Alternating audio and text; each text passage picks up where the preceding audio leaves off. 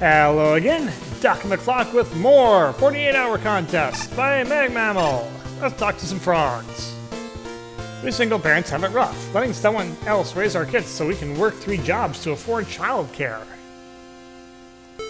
I'm so glad I found this job. I can bring my daughter to work and we get to watch SpongeBob reruns on my break. Yeah, I always drop my kids off at the library. I'm sure someone will look after them. There are 2 types of parents. Don't be the second type. 72nd place by Quinton. Fortified base. Wow. 55, 55, 55. 45. Freebs, why you gotta break the trend? Still, this stage getting 3 separate 55s by 3 independent judges, that's an interesting occurrence.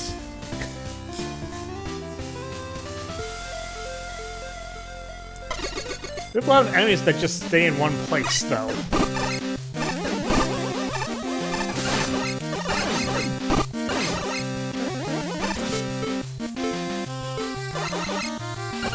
Which means that I can probably get a fair bit of use out of the search snake. That mine looked super distorted, by the way.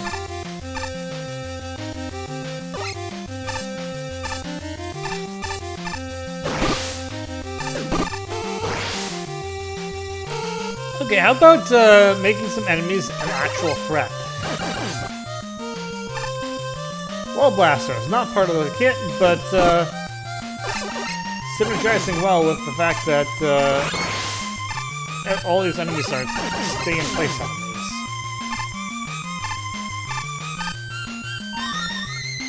And they have cosmic platforms, too.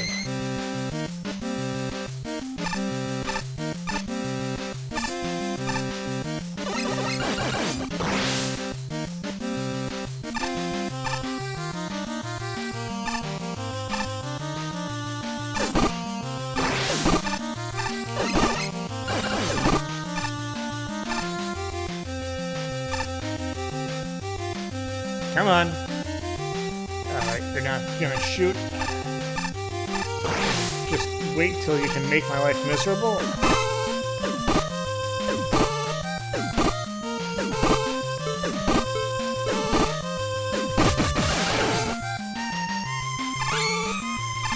Bad. These enemies aren't really that threatening in general, but they're especially non-threatening when you use special weapons. So many of them positioned just in the least effective ways possible.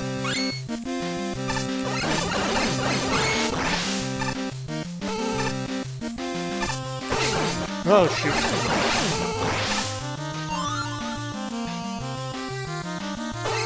Hey, I had actual danger for once. How about that?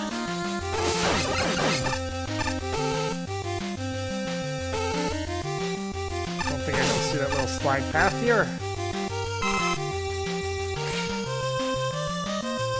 I saw it, but was it really worth it?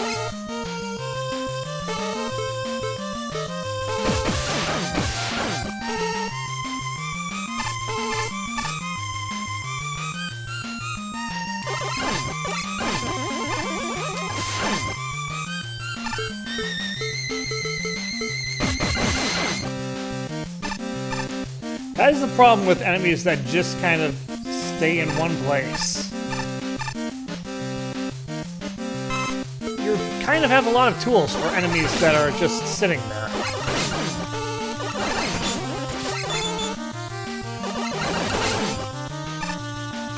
I'm not being very good about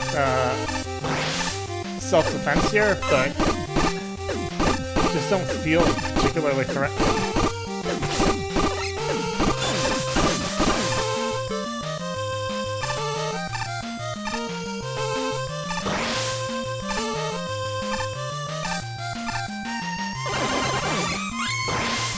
And here is another cannon setup. I feel like this is too similar to stuff we've already seen. It doesn't really change much up.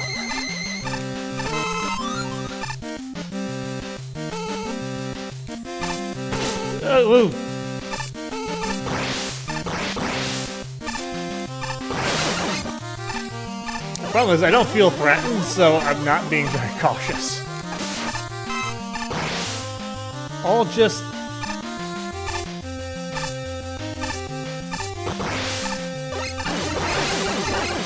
So I've done this kind of stuff a fair bit now, and the problem is that it's just...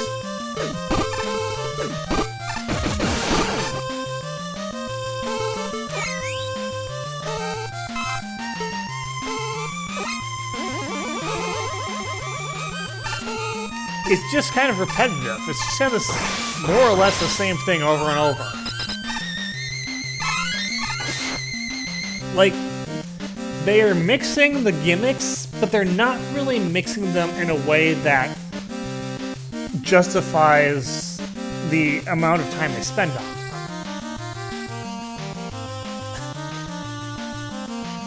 Like, yeah, we have jumped between mines and cosmic platforms and electricity. Do something a little bit different with the setups, because it feels like these feel all very much the same. Oh, hey, it's Giant Susan. I think we found out this is your weakness.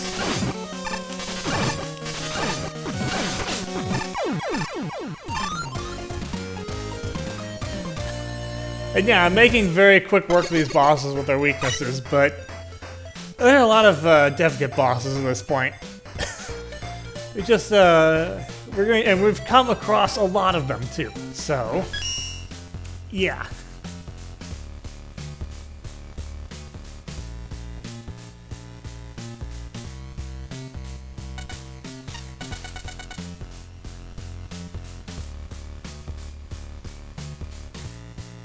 Yeah, there is a lot of instant death here, and I wouldn't mind it if it was a little bit more interesting and maybe a little bit better checkpointed.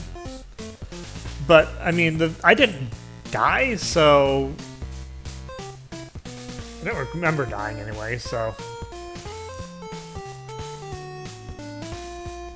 That probably had an impact on my experience of it.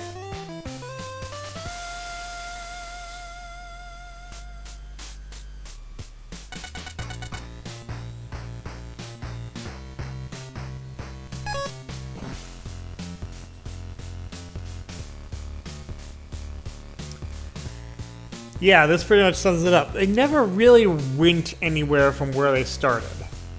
I felt like the challenges I was facing at the end were largely the same challenges I was facing at the beginning.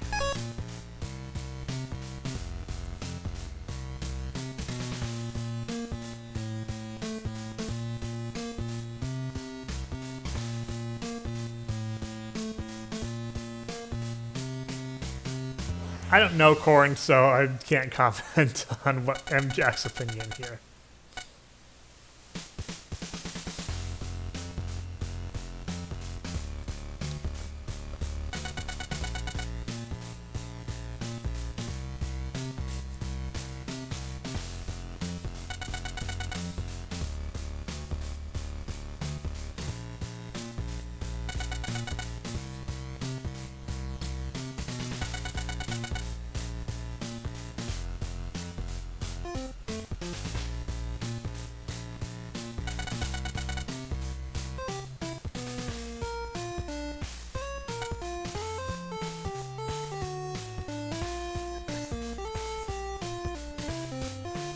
Thing over at Bottomless Pit is a fairly common level trope, though, that I'm just really now starting to think about, now that it's been mentioned to me. We need to get to some of that anti-gravity in our lives, in our real lives.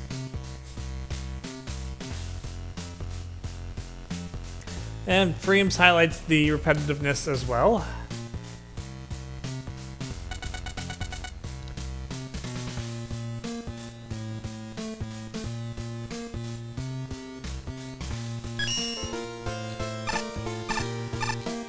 Yeah, I think we're in the point where I'm largely feeling like most of what the judges are saying is kind of what I'm saying too, with a few exceptions here and there.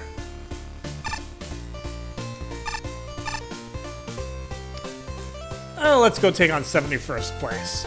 Or 71th place, as this sign decides to say it. Norman, Saturn Fortress. Not quite as uniform scores, but... still, let's see what we've got here. Twilight Fortress, property of what? Saturn. I wonder if that's physical or digital graffiti. Okay, you would prefer to be annoying. Again, I think you only exist to be annoying, so there is that. Hey, we have more teleporters. And we have some fan owls.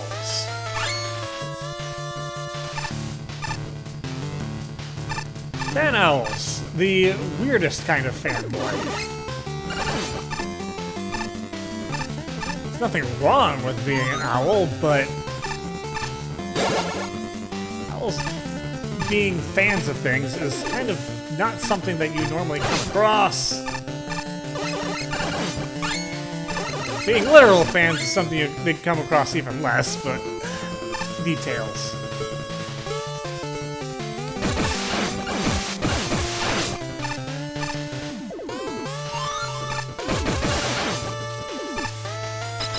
I also feel like a lot of these owls are just kind of put in. It's really a bit of an issue.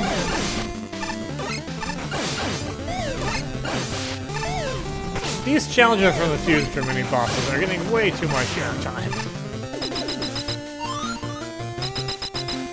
But that's what happens when you have resources that people don't typically get to see.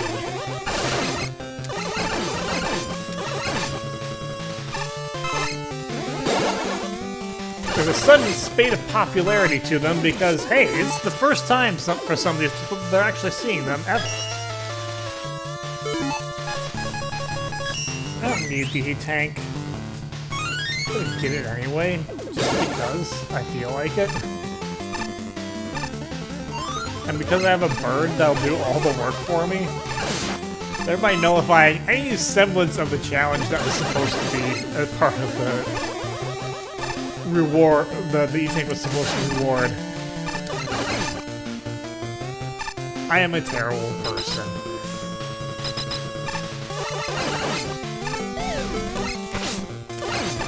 You are back! And now I'm going to hit you with more salt water.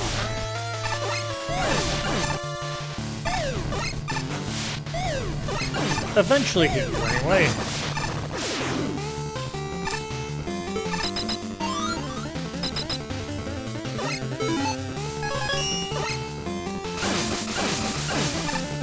Just to get the annoyance out of the way. I don't like having bullets rain down on me. This might come as a complete shock to you. But it is, in fact, the truth.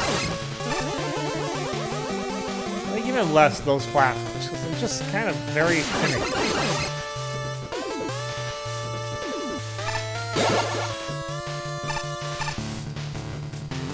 Alright, so we have a little bit of gimmick synthesis here.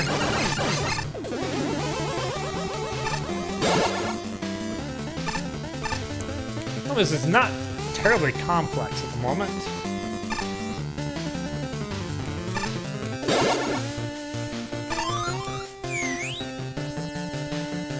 I misinterpreted that rather significantly.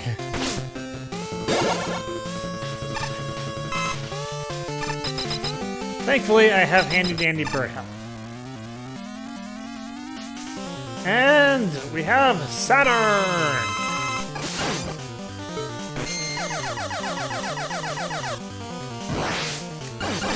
First, you need to go.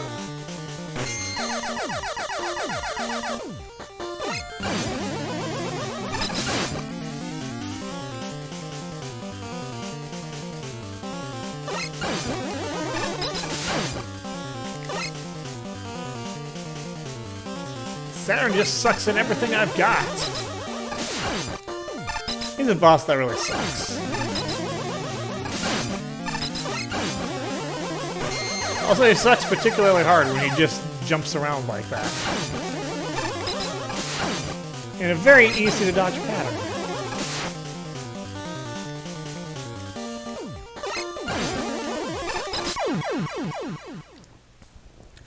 But yes, that is Saturn.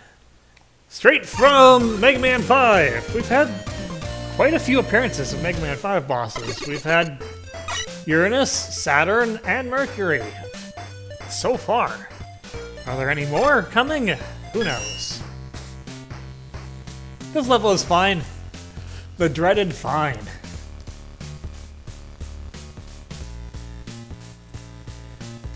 Yeah, there's not really much mix-up to the gimmicks. They kind of do one thing with them and then just call it a day.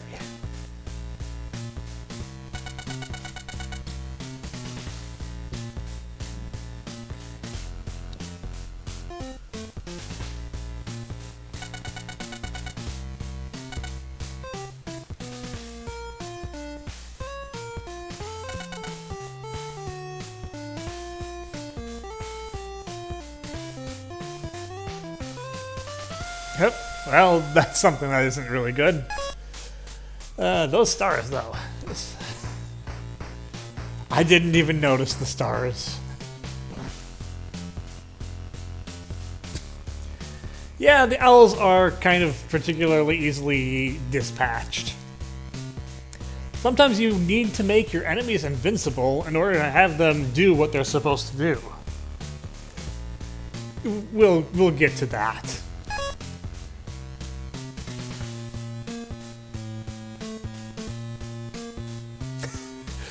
The problem is the stage really struggles to use its enemies, although it does excel in struggling to use its enemies in a variety of different ways.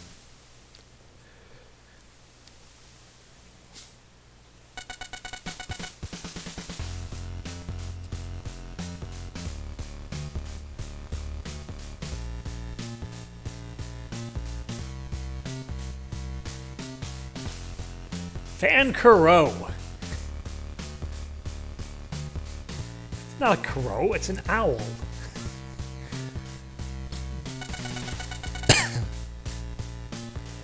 Yeah, this, so one thing that I should point out about these early stages is that they kind of showcase the weaknesses of just only using the box items.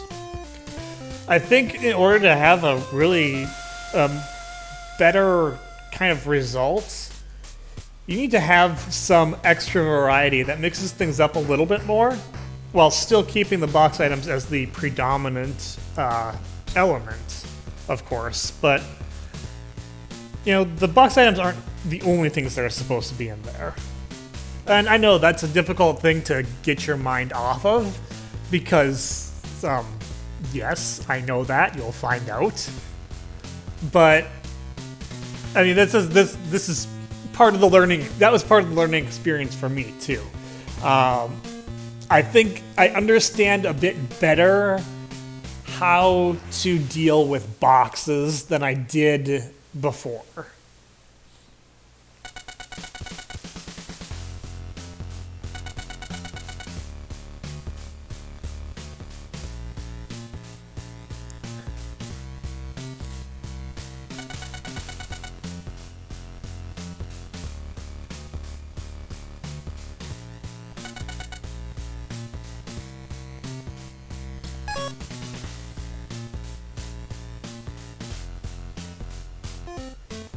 Overall, this isn't a bad level, it's just kind of not... It feels like it's superficially developed. Like, they had the basic ideas down, but they didn't know how to really lift them up higher.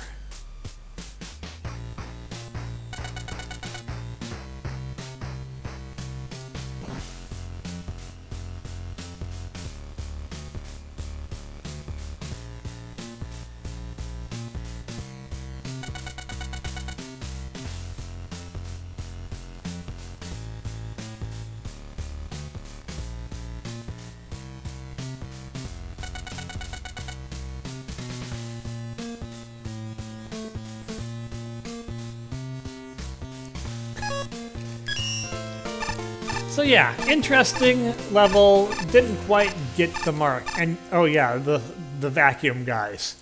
I completely forgot they even existed. They were a non-factor. Your enemies shouldn't be a non-factors. At least not all the time. That's all from me for now. Until next time, this is Doc. I'll see you later.